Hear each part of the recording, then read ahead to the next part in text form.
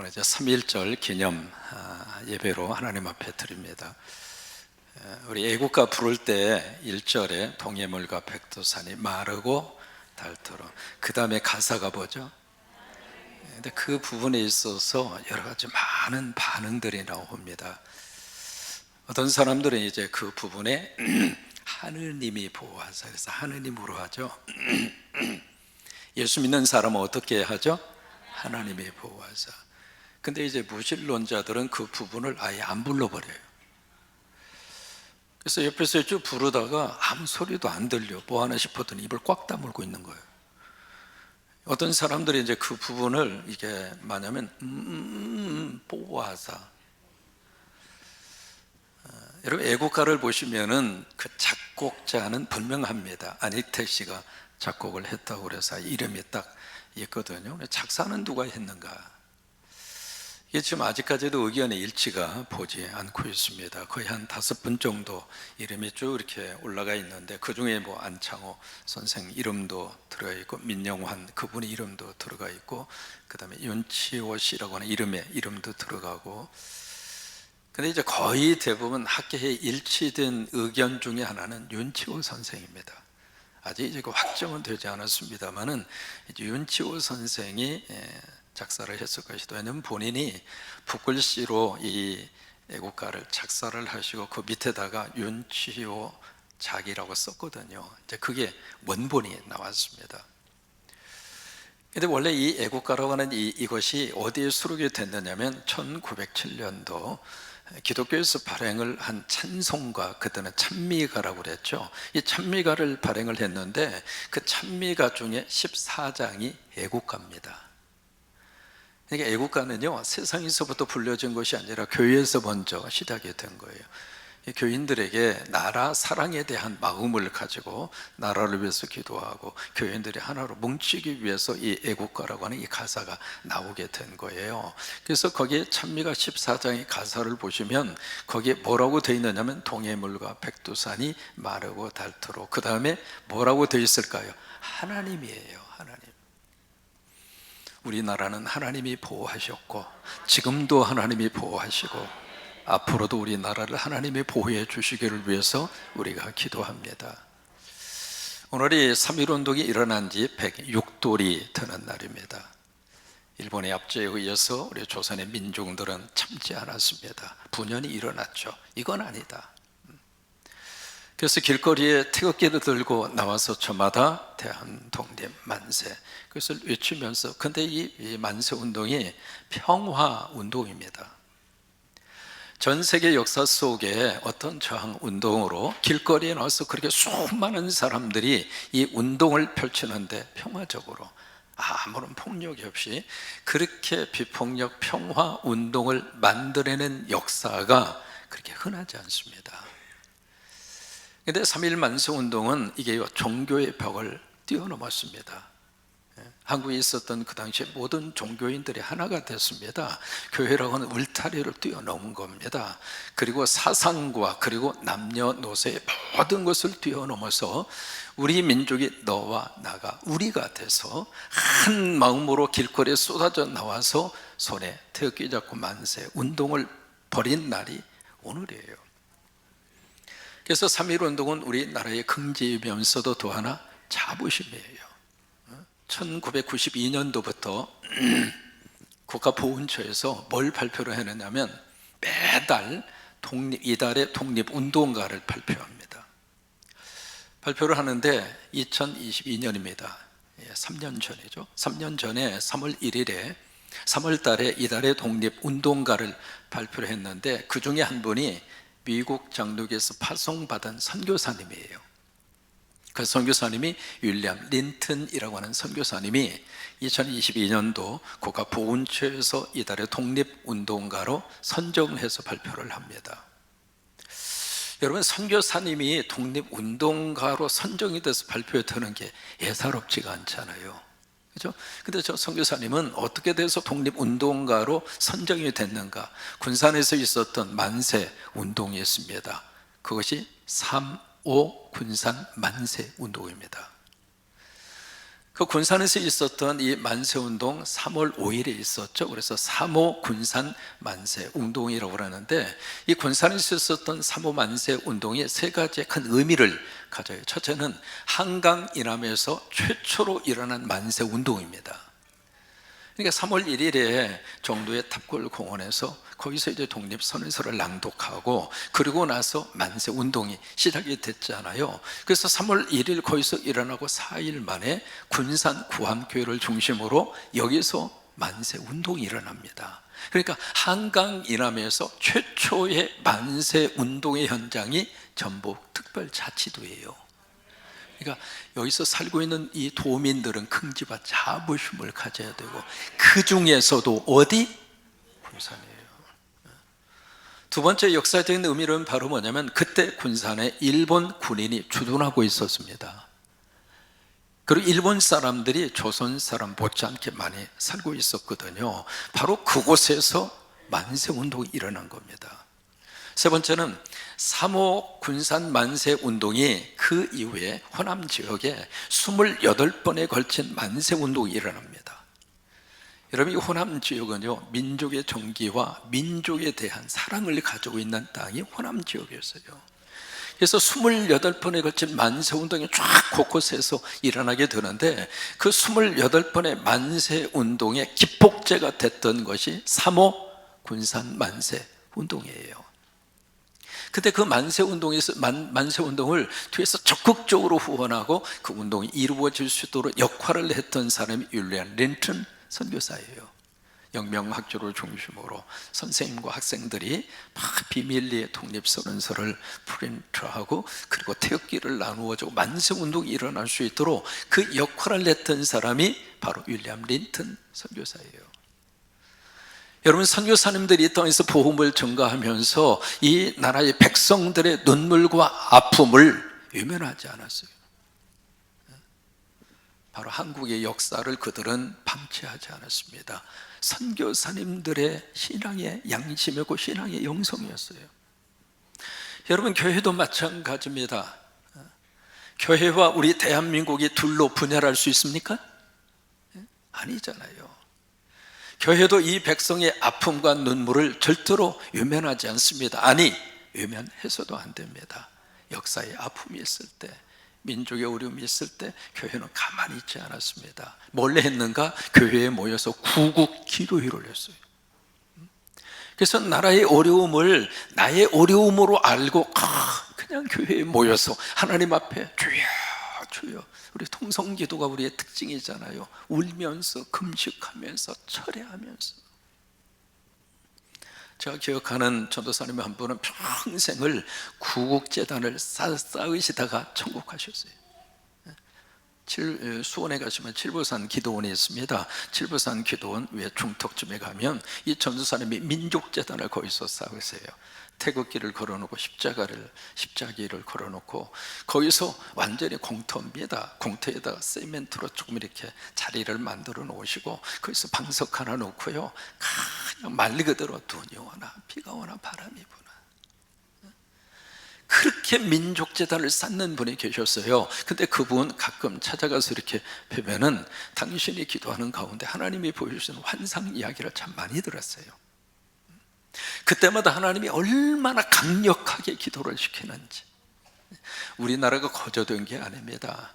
하나님이 나라를 막아주셨고요, 하나님이 나라를 도와주셨고, 하나님이 나라를 사랑해 주셨어요. 그 배후에는 누가 있었는가? 기도하는 하나님의 사람들이 있었어요. 그러니까 교회와 성도들은 이 나라의 어려움과 이 나라의 문제를 완전히 방치하거나 내 문제가 아니라고 소유시키거나 그러지 않았습니다. 그 문제를 내 문제로 끌어안고 위해서 기도하고 눈물을 흘리고 하나님 앞에 간구했어요. 일제시대에 구국기도회가 계속 일어났습니다. 하나님, 이 나라에게 자유를 주시옵소서, 독립을 주시옵소서. 6.25 사변 때 풍전등화 같은 국가의 위기 속에서 그저 교인들은 모여서 하나님, 이 나라 도와달라고, 이 나라 공산화되지 않도록 도와달라고. 그래서 기적적인 역사가 일어났잖아요. 유엔군이 참전을 하게 됐고, 그래서 결국 이 나라가 지금 우리가 자유스러운 나라에서 살고 있잖아요. 여러분 인정하십니까? 70년대 80년대 군부가 들어서서 강압적인 정치를 하고 그리고 이 나라의 모든 것을 독재주의로 끌고 가려고 했을 때 교회와 성도들은 뭘 했는가? 교회에 모여서 하나님, 이 나라가 그런 나라가 되지 않도록 민주주의 국가가 되게 해달라고, 자유가 있는 국가가 되게 해달라고, 정말로 눈물로 이 나라를 위해서 구국으로 기도했던 교회와 성도들이 바로 이 교회와 여러분들입니다. 지금 우리 한국 이 역사 속에 그 기도를 누가 들으셨는가? 하나님이 들으셨어요. 하나님이 들으셔서 일제로부터 자유와 해방을 주셨고, 6.25로부터 하나님이 보호를 해주셨고, 군부의 압제로부터 우리 민주주의의 그런 나라가 될 수 있도록 하나님이 우리의 기도를 들어 응답해 주신 줄로 믿습니다. 그래서 짧은 기간에 민주주의 국가를 이루었고, 짧은 기간에 경제적인 부를 이루었고, 지금 K자로 시작하는 이 모든 문화가 우리만의 문화가 아닙니다. 전 세계적인 한류로 쫙 뻗어갈 정도로. 미국에 있는 초등학교에서요, 가장 인기 있는 음식이 있습니다. 뭔 줄 알아요? 김밥이에요. 없어서 못 팔아요. 돈 벌고 싶으면 여러분 미국 가셔서 김밥 장사하세요. 그 정도의 문화적인, 전 세계적으로 모든 사람들이 사랑하고 좋아하는 그런 나라가 한국이 됐습니다. 식민 지배를 받던 나라가요, 이게 독립을 해서 이만한 경제적인 부를 이룬 나라가 세계 역사상 딱 한 나라밖에 없습니다. 그 나라가 어디예요? 대한민국입니다. 2차 세계대전 이후에 원조를 받던 나라가 남의 나라를 원조해주는 유일한 나라, 어느 나라입니까? 대한민국. IMF 시절 짧은 시간에 IMF를 극복한 유일한 나라, 어느 나라? 대한민국. 이제는 문학적으로도 한강 씨의 작품이 인정을 받아서 노벨 문학상을 받았잖아요. 엄청난 국가적인 위상이고, 그리고 긍지와 자부심이에요. 그런 찰나에 12월 3일 예상치도 못한 그 사건이 터지면서부터 지금 대한민국 전체가 요동을 치고 있습니다. 완전히 극과 극으로 나누어서 우리 이 나라를 위하여 기도합니다. 이 나라를 위하여 우리가 기도합니다. 주님이 이 나라를 도와주옵소서. 우리나라를 긍휼히 여겨 주옵소서. 기도하면 하나님이 들으십니다. 기도하면 하나님이 역사하십니다. 믿으십니까? 그렇다면 나라를 위하여 기도하십시오. 그래서 이 나라의 분열의 영이 다 떠나가게 하시고, 우리 민족 과거로부터 그렇게 서로 원수처럼 지내지 않았습니다. 물론 지역 감정이 있었습니다만 이렇게까지 첨예하게 나누어진 적이 없어요. 우리는 서로 사랑하는 관계로 살았고, 그래서 우리가 가장 많이 쓰는 단어가 뭐예요? 우리라고 하는 단어예요. 심지어 어디까지 쓰는 줄 알아요? 마누라를 놓고도 우리 마누라래야. 미국 사람들이 참 이해 못하는 한국말 가운데 하나가 그거예요. 마누라 보고 우리 마누라라고. 이해가 잘 안 됐어요. 그래서 이 땅에 분열의 영이 떠나가게 하시고, 점점과 무술을 섬기는 귀신의 영이 떠나가게 하시고, 하나님의 영으로 이 땅을 꼭 도와주셔서 다시 이 나라가 민주주의에 굳게 서갈 수 있는, 다시 한번 경제적으로 일어날 수 있는, 그래서 하나님의 사명을 잘 감당하는 그런 하나님의 택함 받은 조선으로, 한국으로 하나님이 다시 한번 쓰시기를 바라고, 제가 1987년도에 미국에 갔습니다. 그러면서 그 다음 해 1988년 아시는 것처럼 88 올림픽이 있었습니다. 88 올림픽 그 전에 제가 도착을 했기 때문에 분위기가 어떻게 바꾸어지는지를 저는 미국에서 경험했어요. 여러분, 올림픽이라고 하는 게 얼마나 큰 국가적인 위상을 드높이는지 여러분 꼭 기도해 주셔서 28일 제가 자칭 홍보 대사입니다. 오늘부로 이름을 바꿨어요. 자칭 홍보 특사라고. 저는 그것을 뼈저리게 느꼈기 때문에 다시 한번 이번에 올림픽 유치 이 과정에서 전주에서 꼭 유치가 되도록. 아멘이죠? 28일 결정이 되니까 그렇게 기도해 주시기를 바랍니다. 오늘 본문의 말씀으로 갈라디아서 5장 1절을 읽었습니다. 이 갈라디아서를 누가 썼는가? 누가 썼을 것 같아요? 바자로 시작해요. 바울이 써요. 누구한테 썼어요? 갈라디아 사람들한테. 이 갈라디아라고 하는 것은 지역 이름입니다. 갈라디아 지역 속에 있었던 성경에서는 더베로 나옵니다. 더베. 지금으로 말하면 터키의 수도가 앙카라인데 그 앙카라 수도가 있는 지역이 그 당시에는 갈라디아 지역입니다. 그쪽에 있는 성도들에게 사도 바울의 성령의 감동으로 편지를 써서 보내는데 6장이에요. 그리고 146절, 그렇게 긴 성경이 아닙니다. 근데 갈라디아서 전체 속에서 다루고 있는 주제가 서브젝이 바로 뭐냐면 프리덤, 자유입니다. 이 자유라고 하는 단어가 이 갈라디아서 성경 전체 속에서 9번 나옵니다. 이게 복음서에서도 자유라고 하는 단어가 그렇게 많이 안 나오거든요. 근데 유독 이 갈라디아 성경 속에서는 이 자유라고 하는 단어가 9번씩이나 나오는 거예요. 철학자 가운데 이사야 벌린이라고 하는 철학자가 있습니다. 러시아 출신의 유대인입니다. 이 사람이 자유를 두 가지로 구별을 해줘요. 첫째, 소극적인 자유가 있다. 이 소극적인 자유라고 하는 것은 어떤 억압이나 매임이나 구속으로부터 우리가 자유함을 얻는 것. 그런데 이 소극적인 자유는 참 묘합니다. 그 자유에서 내가 구속에서 매임에서 풀어나서 자유를 얻었는데 그 자유가 계속 이어지는 자유가 아니라 또 다른 억압과 또 다른 매임과 또 다른 구속으로 들어가는 거예요. 이게 소극적인 자유입니다. 예를 들면 집에서 막 마누라가 막 잔소리를 해요. 듣기가 싫어. 아우 찌긋찌긋해. 그리고 여자 목소리 왜 이렇게 또 높아요? 그러니까 그 잔소리가 너무 듣기 싫어서 듣기 싫다고 집으로 나와서 차를 타고 운전하고 가는데 이번에는 내비게이션에서 여자 목소리가 또 들리는 거예요. 이게 일반적인 자유가 가지고 있는 특징이에요. 여기서 내가 자유를 얻었으면 또 다른 것에 의해서 내가 또 구속을 당해요. 두 번째 자유가 있습니다. 적극적인 자유입니다. 이 적극적인 자유는 하나님께서 나에게 주신 거룩한 뜻과 하나님의 섭리를 위해서 내 자유를 포기하는 자유입니다. 그런데 이사야 벌리는 이 자유가 진짜 자유다 그랬어요. 고린도전서 9장 19절에 보시면은요, 사도 바울의 참 의미 있는 말씀을 고린도전서 9장 19절에서 우리에게 해주고 있습니다. 같이 한번 읽을까요? 내가 모든 사람에게서 자유로우나 스스로 모든 사람에게 종이다. 여러분 잘 보세요. 나는 모든 사람에게서 뭘 얻었어요? 자유를 얻었어요. 이게 바울에 대해서 여기저기서 참 많은 말들이 있었습니다. 가장 큰 것이 바울의 사도권이에요. 바울이 무슨 12사도냐? 바울이 무슨 사도권이 있느냐? 그런 말부터 시작을 해서 바울 외경이라고 하는 성경이 아닌 다른 문서를 보시면 바울에 대한 외모 모습이 거기에 유일하게 기록이 되어 있는데 바울이 20살 때부터 머리가 없어요. 20살 때부터. 그리고 코가 위로 이렇게 솟아는 들장코였다고 합니다. 그러니까 그런 모습 때문에 여러 가지 많은 평가들이 바울에게 있었는데 그런 속에서 바울은 나는 모든 사람으로부터 난 자유롭다. 그런데 스스로 모든 사람에게 뭐가 돼요? 스스로 모든 사람에게 종이 된 것은 내 자유를 포기한 거죠. 이게 적극적 자유라고 하는 거예요.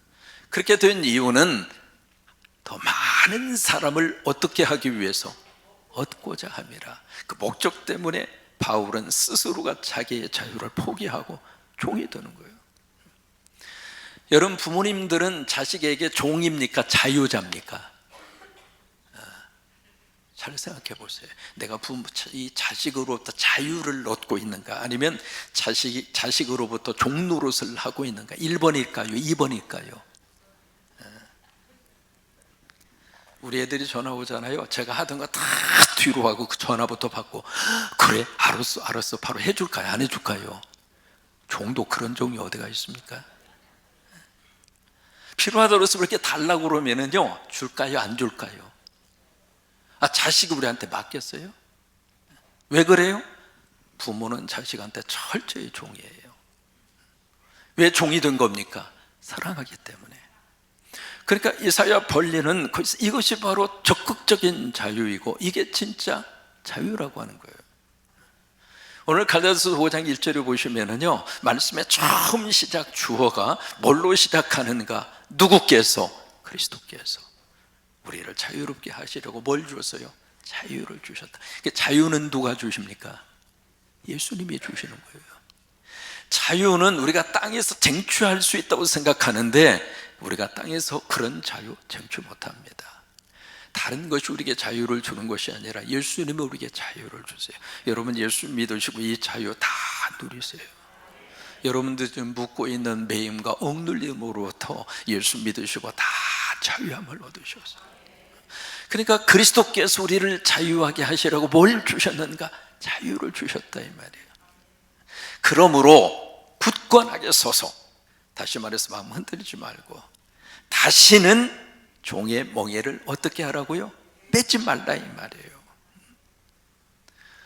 원하면 수도원 원장님이 수도사들을 다 불렀습니다. 불러서 땅에다가 큰 원을 그은 다음에 내가 하루 동안 어디 갔다 오는데 만약에 원 안에 있으면 하루 금식이다. 원 안에 있는 것이 답답하고 해서 원 밖에 있으면 수도원에서 나가라. 그리고 만약에 줄을 받고 서 있으면은 내가 보자마자 40대 곤장을 뗄 것이다. 그러고는 수도원 원장이 가버렸어. 수도사들이 그 수도원 원장의 말을 듣고 와, 세상에 우리 뭐 어떻게 하라는 거예요? 이래도 저래도 이래도. 그래서 이제 수도사들이 다 모여서 의견을 모으기를 차라리 그래 하루 금식하자. 우리가 원 안에 있자. 이제 그러고 이제 있는 거예요. 그런데 그 중에 수도사 한 사람이 딱 일어나더니 과감하게 원장이 그어놓은 그 원을 다 지워버렸어. 이제는 원 안에 있던 원 밖에 있던 선 위에 서 있던 서지 않던 관계가 있어요 없어요? 없어져 버린 거란 말이에요. 예수님이 이 세상에 오셔서 우리에게 해주신 것이 바로 그거예요. 우리를 얽매이고 있는 이 모든 것으로부터 예수님이 다 지워주셨어요. 더 이상 거기에 구속되지 말아라고, 더 이상 거기에 매이지 말라고. 그래서 요한복음 3장 82절에 보시면 진리를 알지니 진리가 너희를 자유하게 하리라. 여러분 저 말씀은 하도 유명해서 교과서에도 막 실려 있고요, 어느 학교에 가면 학교 교훈이 저거예요.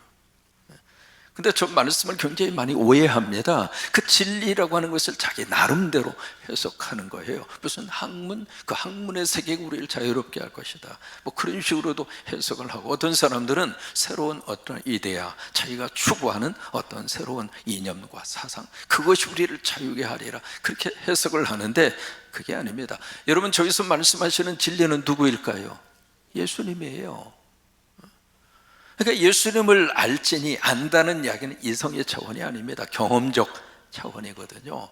그것을 요한복음에서는 예수 그리스도를 먹는다고 그랬어요. 예수 그리스도를 먹으라 그 말이에요. 그러면 예수 그리스도를 먹으면 예수님과 내가 하나가 돼요. 이게 요한복음 15장 5절이에요. 나는 포도나무에 너희는 줄기니 그가 내 안에 내가 그 안에 있으면 이라고 하는 말씀이 바로 그거예요. 그러니까 진리를 알지니 예수 그리스도를 믿고 예수 그리스도와의 인격적인 관계가 딱 형성이 되면 그 예수님이 우리를 어떻게 해요? 자유롭게 하리라. 두 가지의 자유입니다. 첫째, freedom from, 무엇으로부터의 자유입니다. 여러분 예수 믿으시고 우리를 팍 얽어매고 있는 과거의 상처로부터 자유함이 있게 되기를 축복해요. 그 상처 누구도 없애주지를 못해요. 근데 그게 나를 꽉 붙잡고 있으면은 앞으로 가려고 그러면 뒤에서 잡아당기고 계속 그러거든요. 그러니까 예수 믿어서 예수님이 내 안에 들어오셔서 그 과거의 상처에서 나를 해방시켜 주셔야 돼요. 그게 freedom from이에요. 어디까지의 자유를 우리에게 주셨는가? 죄로부터의 자유와 또 하나 죽음으로부터의 자유입니다. freedom from death, 죽음으로부터. 그래서 죽음이 두렵긴 하지만 우리가 죽음 앞에서도 희망을 가지는 이유는 죽음 이후에 하나님이 우리에게 주시는 뭐가 있습니까? 부활이 있으니까. 그래서 우리가 희망을 가지는 거예요. 또 하나 두 번째는 freedom for, 무엇을 위한 자유예요. 이게 갈라디아서 5장 13절의 말씀입니다. 그 말씀에 보시면 같이 고백할까요? 형제들아, 너희가 자유를 위하여 부르심을 입었으나 그러나 그 자유로 육체의 기유를 삼지 말고 오직 사랑으로 서로 좋은 나라 따라. 이게 freedom for예요. 무엇을 위한 자유. 그러면 이 갈라디아서 5장에 특별히 갈라디아서가 왜 이렇게 자유 문제를 집중적으로 다루고 있을까? 이유가 있습니다. 교회 안에 두 그룹이 있었어요. 한 그룹은 유대의 배경을 가지고 교회로 들어온 유대 크리스찬들입니다. 이 사람들 유대교의 배경에서 쭉 자라났죠. 구약 성경의 배경에서. 그래서 구약이라든지 구약에서 요구하는 율법이라든지 거기에 굉장히 익숙해요. 또 한 그룹은 젠타일 이방인 배경을 가진 교인들입니다. 이 이방인 개념이 있었던 분들은 유대의 전통이나 유대의 사상이나 유대적인 배경의 성경에 대해서는 잘 몰라요. 오직 예수 복음 때문에 교회로 들어온 거예요. 근데 이 두 그룹이 충돌이 일어납니다. 충돌이 일어나는데 그 중에 가장 큰 문제로 부각한 것이 할례 문제였어요. 할례, 영어로만 circumcise, 이 할례 문제. 이게 유대인들은 태어나자마자 8일 만에 부모들이 다 본인의 의사와 상관이 없이 다 할례를 해요. 전부 다. 지금도 이제 병원에서 우리 아이들이 태어나면 남자아이 같은 경우에 할 건지 안 할 건지 물어서 그때 이제 하는 경우도 있고 그러잖아요. 그 나라의 위생적 차원에서 그렇게 하고 있습니다만은 유대인들은 종교적인 차원에서 그 의식을 태어나면 8일 만에 그 아이에게 할례를 가합니다. 왜 8일이냐면 두 가지 때문에 그래요. 그때 고통을 가장 짧게 느껴요. 두 번째, 지혈이 가장 잘 돼요. 그래서 이제 8일 만에 하는 거예요. 그래서 유대인들은 아예 태어나자마자 할례가 선택이 아닙니다. 그냥 필수적으로 행해지는 과정이에요. 그런데 이쪽 이방인들은 그 할례 경험과 할례의 역사적 배경이 없어요.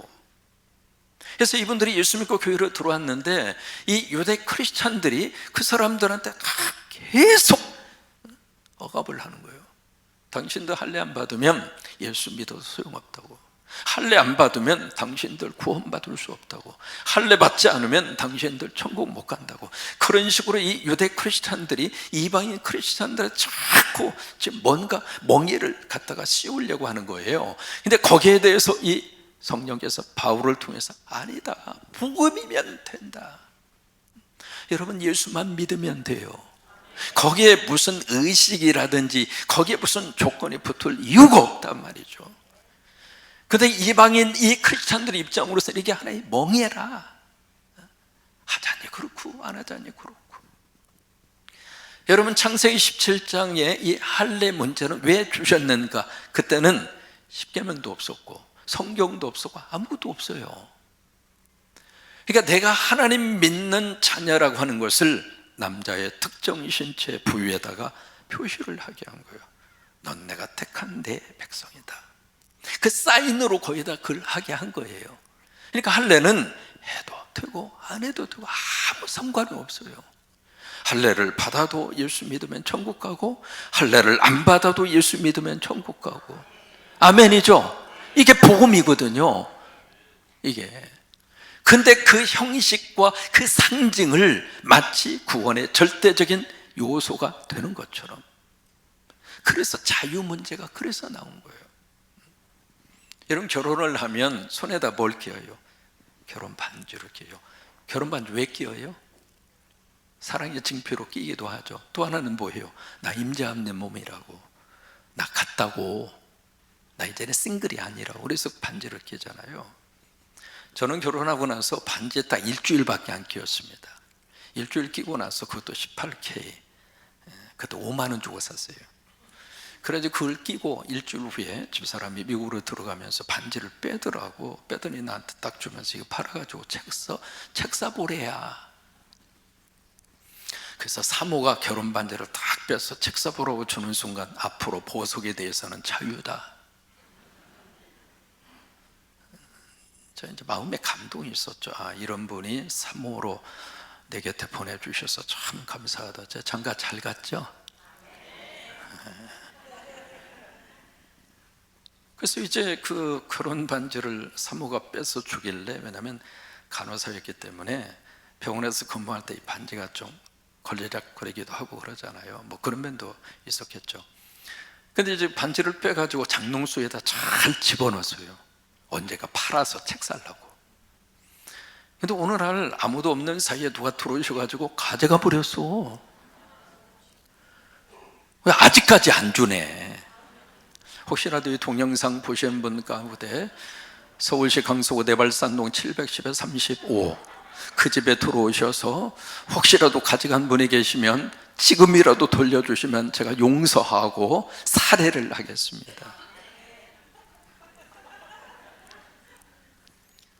그 시간 이후로 제가 반지를 끼워본 적이 없어요. 그러면 손에 반지 없으면 제가 장가 안 갔어요? 손에 반지가 없으면 저한테 집사람이 없어요? 할례가 그렇다 이 말이에요. 이해가 되셨어요? 근데 그런 할례를 마치 멍에처럼 해서 갖다가 덮어 씌우려고 그러니까 아니다 그거. 그리스도가 우리에게 자유를 주셨는데 더 이상 그 멍에에 매지 말라.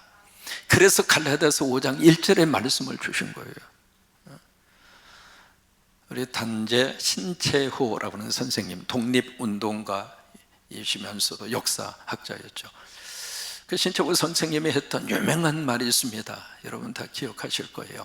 역사를 잃은 민족에게 뭐가 없어요? 미래가 없다. 우리는 기억해야 합니다. 그리고 다시는 종의 멍에를 매지 않도록. 영적으로도 우리가 그렇습니다만 역사적으로도 마찬가지예요.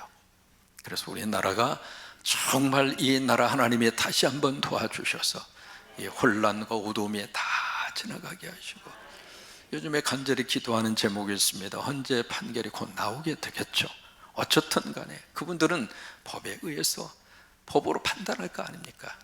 그러면 그 판단 앞에 내가 원하든 원치 아니하든 그 법에 우리가 하나가 됐으면 좋겠어요.